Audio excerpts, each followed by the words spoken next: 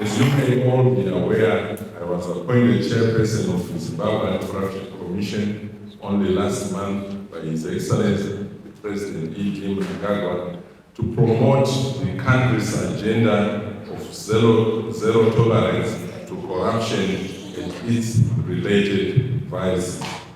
I intend to use my experience as a public prosecutor to enhance the fight against corruption in Zimbabwe.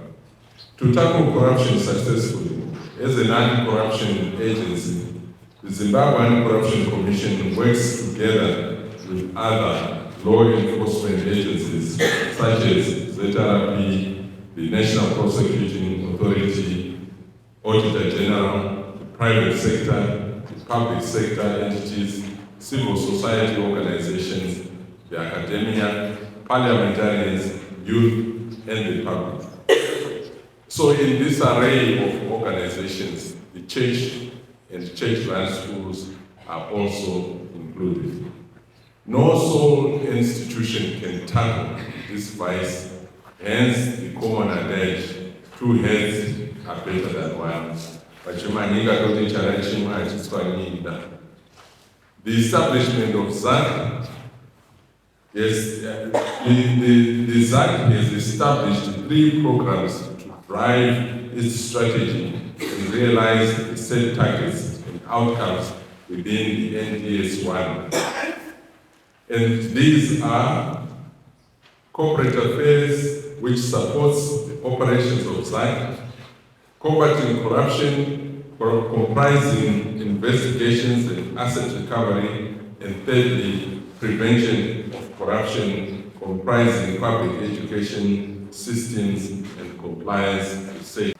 The Commission's strategy is to ramp up investigations for the prosecution of corruption cases, recovery of process of crime, and enhancement of the prevention of corruption and other malpractices, both in the public and private sector. In addition, the Commission seeks to further increase the public's access to ZACC services through establishing more offices in all provinces and expanding its social media presence, digitization of ZACC platforms, and enhance public education and awareness by citizens and institutions on anti-corruption measures.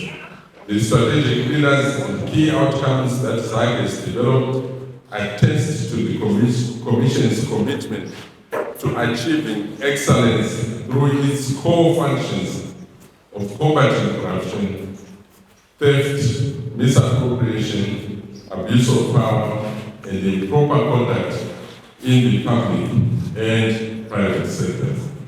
Our strategies for combating corruption aim to inculcate in all institutions, both in the public and private sectors, a remodeled culture of integrity in conducting day-to-day business. I am Mr. Lawrence Chifuri, the Education Secretary for the Roman Catholic Diocese of Butare, which is the Manicaland province. So you see, our diocese is actually, the boundaries are Manicaland province. So we have 58 schools in this province, which is like the highest number by any church in this province. Of the 58, we have 33 secondary schools and 25 primary schools. We decided to partner with the ZACC, being the custodian of the laws and implementation of anti-corruption. The reason why we partnered is really like a piece of proaction. We have policies as a diocese, and I think after this we will have to amend certain policies. We will have maybe to even institute other policies as well. Like I can give you an example. Starting tomorrow, we have a new finance manual, which was developed by the Finance Council, which is a very high decision-making body of the diocese. We felt that our people are maybe doing their accounts differently with different institutions. Now we want a uniform system